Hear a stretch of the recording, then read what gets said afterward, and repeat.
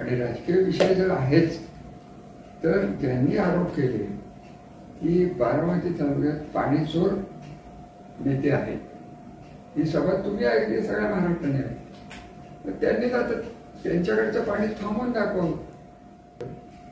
तो आपल्याला उद्या पब्लिकमध्ये, पब्लिक डोमेनमध्ये, सार्वजनिक ठिकाणी मांडायचा आमचा प्रयत्न राहणार आहे. जे काही होईल ते होईल. मी हा प्रश्न देवेंद्र साहेबांनाही सांगितला होता की पाणी वाटपाची उच्चस्तरीय बैठक घ्या, ती घेतली गेली नाही. त्यामुळे आम्हाला आता पाणी करवा समितीच मांडायला पाहिजे. पाणी वाढवा, निराकोरच पाणी आहे. आज मला तुमच्या समोर हे बोलता येत नाही कारण लवादाचे काही प्रश्न आहेत म्हणून मला बोलता येत. परंतु अजितदादांना हा विषय माहिती आहे, नवीन मंत्र्यांना माहिती आहे की नाही मला माहिती नाही. पाणी आणा आणि बाकीच्यांना वाटून टाका, आमचं काहीच म्हणणं नाही. त्याचं कारण काय? त्या अशा मुद्दे तयार झालेले आहेत की त्याच्यात नाही म्हणलं तरी पैठण तालुक्याचं पाणी कमी करायचं. ज्या पदावर ते आहेत त्या पदावर त्यांना योग्य वाटलं म्हणून त्यांनी मागणी केली, त्याच्यात काही चुकीचं असं मला वाटतं. खासदार प्रणिती शिंदेनी तेच मागणी केली. असं काही नाही की कोणी एका विशिष्ट माणसाने केली. जो तो आपल्या मतदारसंघाचं बघतच असतो, त्यालाही करत नाही. तर माझा मूळ प्रश्न असा आहे की जिथं पाणी आलंय त्या पाण्यासाठी ज्यांनी जमिनी केल्या तिथं पुनर्वसन झालं.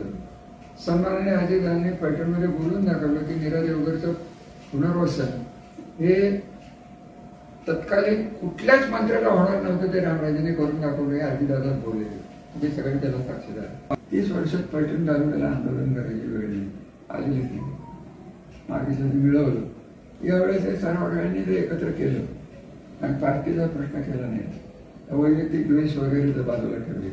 पैठण तालुक्याचं पाणी मिळेल. माझं आमचे विरोधक आहेत त्यांनाही आव्हान आहे की तुम्ही या आणि हीच मागणी तुम्ही मांडत होता तीच मी आता मांडतो.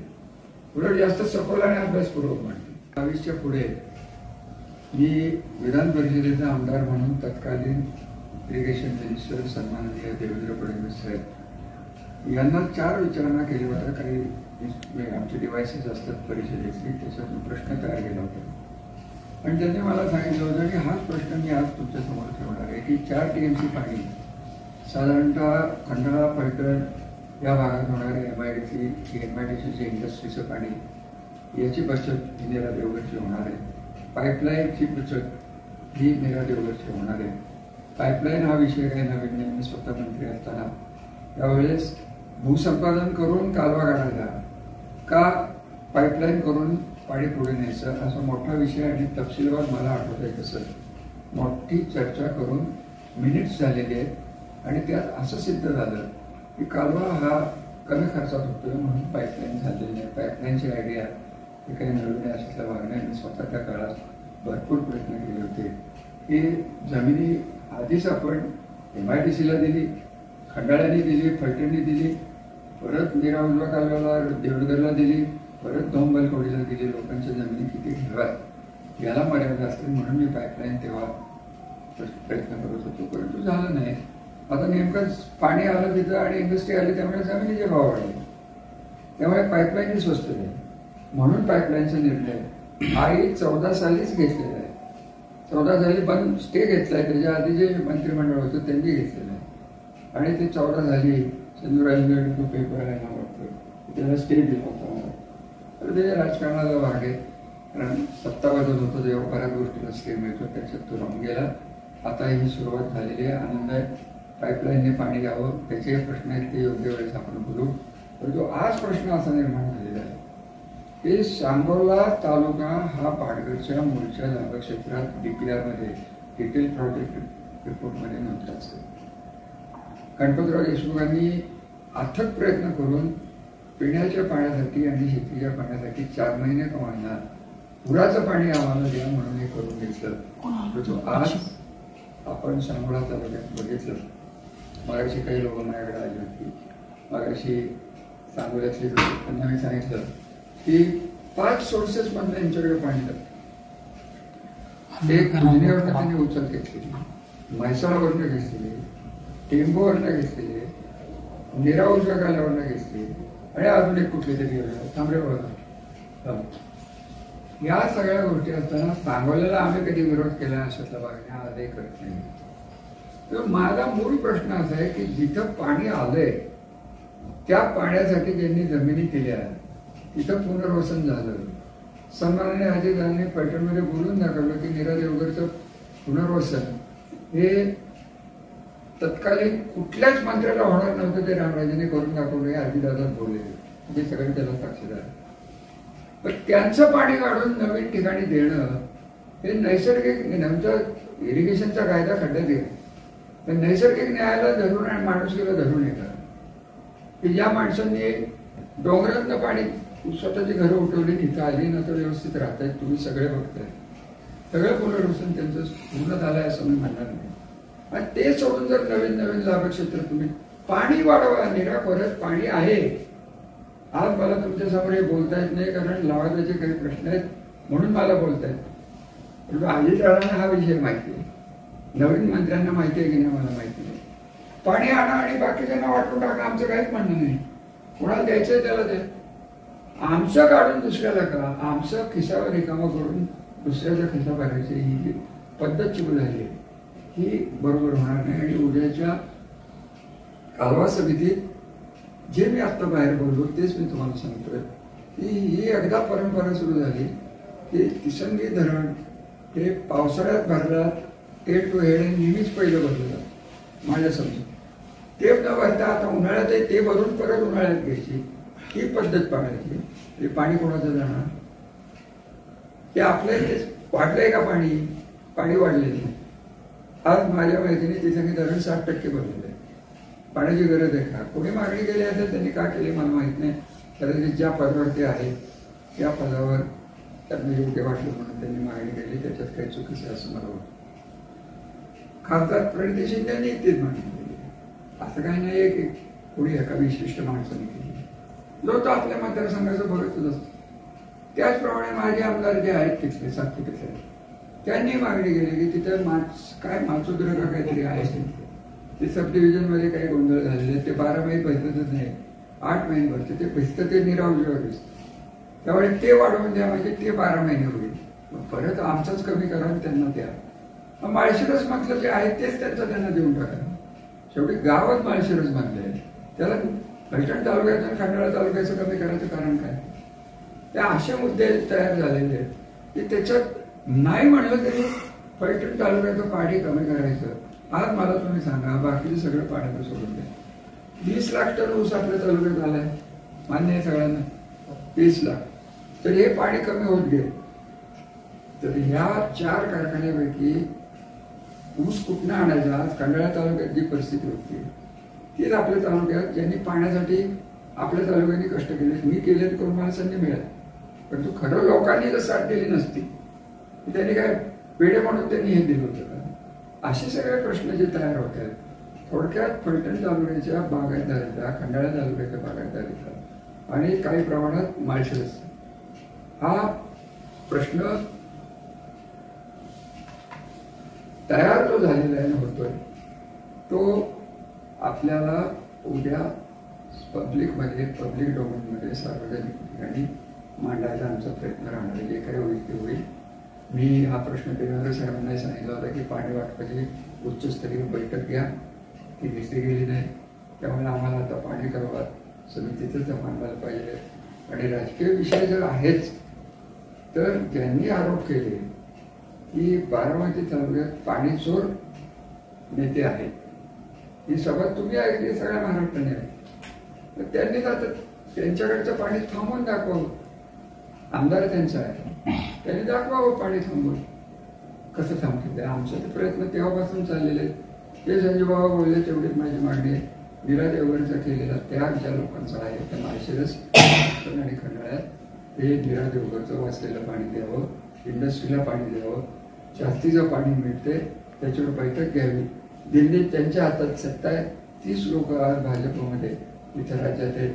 त्यांनी दिल्ली लेवलला जर उच्चस्तरीय बैठक लावली तर लवादाला सोडून जर भारत सरकारने काही निर्णय घेतले तर नीरा खोऱ्यात 3 ते 4 TMC पाणी वाढणार आहे हे तुम्हाला मी खात्रीपूर्वक दाखवतो.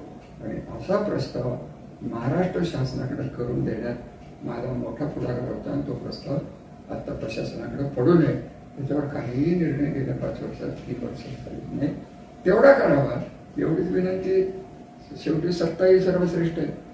उद्या जे येणार आहे ते सत्ताधारी आहेत. मी जरी सत्ताधारी असलो तरी मी सत्ताधारीच येत होतो.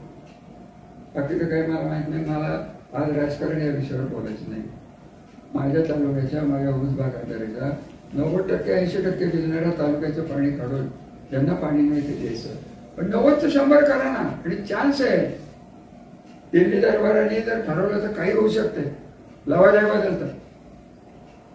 कायदा मला कळतो तेवढं सगळ्यांनाच कळतो.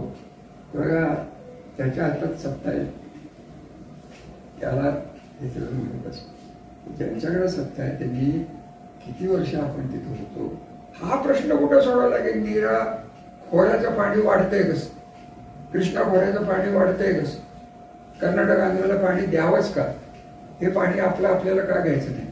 मी लवाजात स्वतः गेलो. हा प्रश्न तेव्हा नव्हता काढला आणि त्याला काही अडचणी आहे. त्या अडचणी मी जर बोललो तर आपल्यापेक्षा जास्त जागृत कर्नाटक आणि तेलंगणा सध्या किंवा आंध्र हे राज्य अतिशय जागृत आहेत पाण्याच्या बाबतीत. तुम्हाला झाडांना खोटं वाटेल परंतु 2 धरणात आंध्राने 800 TMC पाणी जवळजवळ वापरलेले. 2च. एक काय ते नागार्जुन सागर आणि अजून एक कुठले हे 2 धरणात. आणि आपली अर्थात नैसर्गिक रचना आपली बारीक आहे, कारण नदी आपल्याकडे वाहते तेव्हा बारीक असते. त्यामुळे ती नदी तिकडे मोठी होते. 2-2, 4-4 मैल असं पात्र हे कृष्णेचं होतं. आपल्याकडे ती त्या मनाने बारीक नदी असते. या सगळ्या गोष्टीचा विचार करून 30 वर्ष जल क्षेत्रात काम केल्यानंतर 2 गोष्टी मला कळतात की जर नाटबी धरण झालं असतं तर आज नीरा देवघर धरण संजीवराजे 11 TMC आहे. ते पहिलं 8.5चं 11.5 करून घेतलं मी, म्हणून 50%ची विश्वासार्हता केली. नाटबी झालं असतं तर 27 TMC धरण झालं असतं. काय हा प्रश्न झाला नसता. 27 TMC पंढरपूर पर्यंत गेलं असतं. हे पाणी गेलं कुठं, वाटलं गेलं कुठं गेलं अजून कोणालाच पत्ता लागत नाही. मी खूप प्रयत्न केला. 16 TMC पाणी तर नीरा खोऱ्यात आहेत ना. 27चं नाटक दिलं होतं तर 11, 11.5, 12 TMC आज देवघरला आहे. उरलेले 16 गेले कुठे कोणालाच माहित नाही. आणि अशा दृष्टीने जर फक्त आपल्या तालुक्याचा विचार न करता नीरा खोऱ्याचा विचार करून नीरा खोऱ्यातल्या सर्व दुष्काळग्रस्त भागाला जर पाणी देता आलं त्या दृष्टीने पुढच्या काही वर्षात माझा प्रयत्न राहणार आहे. आपण आल्याबद्दल धन्यवाद. आपले काही प्रश्न असले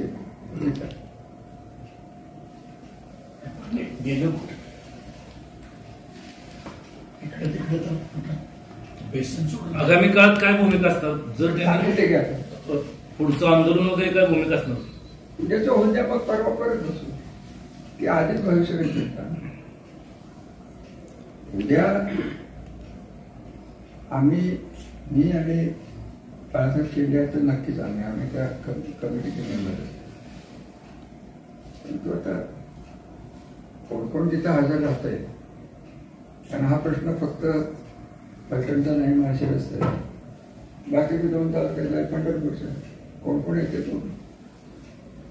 आणि मला काही कारण नसताना झगडा करायची सवय नाही. मी जेव्हा मागणी केली मागणी पूर्ण करण्यासाठी काय करायला लागेल हेही सांगितले. 30 वर्षात मी जे सांगितलंय बघा एकच उदाहरण देतो. पैसे नव्हते ना, कृष्णा खोऱ्याची स्थापना का केली, मार्ग काढून दिला ना, कर्ज रोख्यातूनच पैसे आणले ना. महाराष्ट्राचं नुकसान झालं असेल नाही तर नसेल. पाणी तर आलं, पाणी तर वाचलं. मग असंच मी तुम्हाला परत सांगतोय की नदी नीरा नदीत पाणी आहे. ते वळवायला जी राजकीय ताकद लागते ती आज माझ्याकडे नाही. ही आजची उच्चस्तरीय आहे. कदाचित दिल्लीने मनावर घेतलं तर सर्वांना भागेल एवढं पाणी आहे. आणि या 16 TMCचा हिशोब कोणीही काढायचा प्रयत्न केलेला नाही. हा काढला जावा एवढीच माहिती नाही.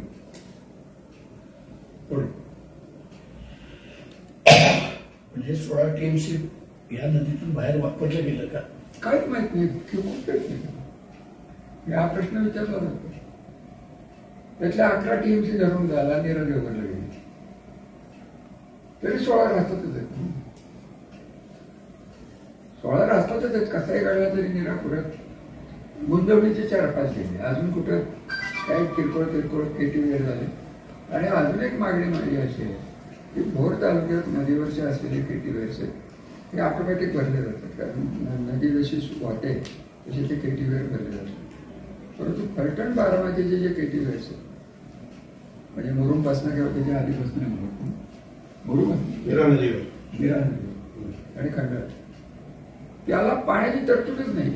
ही तरतूद करून घ्यावी, त्यासाठी आमच्या 4 TMCतलं पाणी आम्हाला द्यावं. बचत झालेलं पाणी लाभक क्षेत्रात मागणं याच्यात काही गैर आहे असं मला वाटतं. तेवढी विनंती उद्या या 2 सृष्टी करायची. पुढे तुमचा जो प्रश्न आहे की पुढे काय आंदोलन वगैरे 30 वर्षात फलटण तालुक्याला आंदोलन करायची वेळ नाही आलेली नाही. मागे जरी मिळवलं यावेळेस हे सर्वांनी जर एकत्र केलं आणि पार्टीचा प्रश्न केला नाही, वैयक्तिक द्वेष वगैरे जर बाजूला ठेवले फलटण तालुक्याचं पाणी मिळेल. माझं आमचे विरोधक आहेत त्यांनाही आव्हान आहे की तुम्ही या आणि हीच मागणी तुम्ही मांडत होता तीच मी आता मांडतो. उलट जास्त सखोल आणि अभ्यासपूर्वक मांडतो. 16 TMC पाण्याचं झालं का? मग तुम्ही विचाराल की तुम्ही 100 वर्ष होतं तुम्हाला मिळालं नाही, यांनी मिळवून दाखवावं. कारण मी पाणीदार नाही, पाणीदार कोण आहेत तरी मिळवावं. ते कट करू नका, नेहमीच्या सवयी तेवढंच कट करू. वेगळी काही मिळू नका. पाणीदार मी कुठं पाणीदार एवढंच कट करू. बहुतेक येणारच नसतील उद्या. काय नाही असं नसतं काय त्यांच्याकडे निरावजार आलं माणसं आमदार कालवर सांगितलं होतं ते कसं काय